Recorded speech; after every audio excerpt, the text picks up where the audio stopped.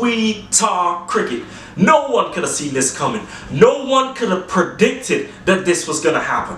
Pakistan losing to USA? Man, you gotta be kidding me. That's a byword. Never gonna happen. Well, guess what? It happened. And I'm telling you, oh, you gotta love this game that is cricket and the unpredictableness of it. And we saw a team that really wanted it, won it. And that was Team USA. Before we give you everything from a fans perspective, let's talk stats real quick. We had Pakistan batting first, posted 159 for 7 with Babar Azam making 44 and receiving some solid support from Shadab Khan, who made 40.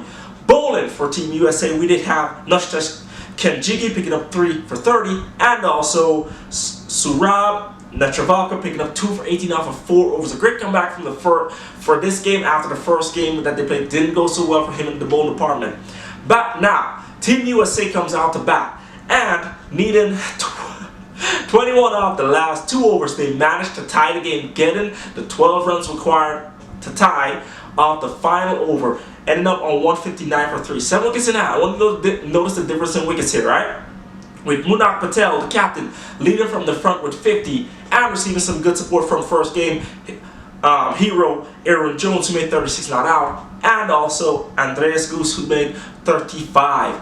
Now, seriously, no more bowling to talk about, but with the match forced to a super over, USA won and took first bat, making 18 for 1, which included, by the way, 3 wides. 3 wides, okay, from the Pakistani bowler. And they went with Muhammad Amir. And Pakistan, in response, were restricted to 13 for 1, giving USA victory by 5 runs. Now let's talk from a fans perspective, some pros and cons here. Big con for Pakistan, and this continues to be a thorn in their side. You guys are not utilizing the middle overs well. You are just not. Batting wise, bowling wise, you're not. Batting wise, you are struggling to pick the gaps. You are struggling to really play tactical cricket, and you are your own tormentors right now. I'm not even gonna lie. You are just stopping yourself from progressing. Alright? You gotta get over that hurdle. This has been happening since the year began. You can't tell me you don't have a simple answer or solution, or just even a solution to get this checked. You have to have one. You have to find one. Your fans deserve one. You should be making more than 159. I'm sorry. USA is a great team, but in comparison, you should be at least doing what Afghanistan did to Uganda, plastering it and taking the attack to them.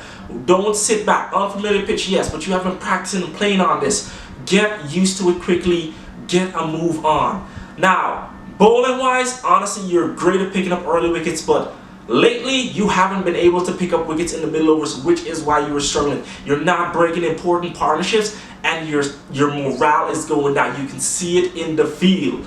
Now, also, something I did not understand is why you gave the ball to Amir versus Afridi. Now, I know, Amir is really good at that bowling. I'm not saying that, but my thing is that Ralph Harris did bowl the last final over that went for 12 runs, right, to tie the game. But I would have given it to Shaheen because he has more of a reverse swing than Amir does. And when you're bowling to the right-handers, it would have come in very handy and very useful. So my choice would have been Shaheen, okay?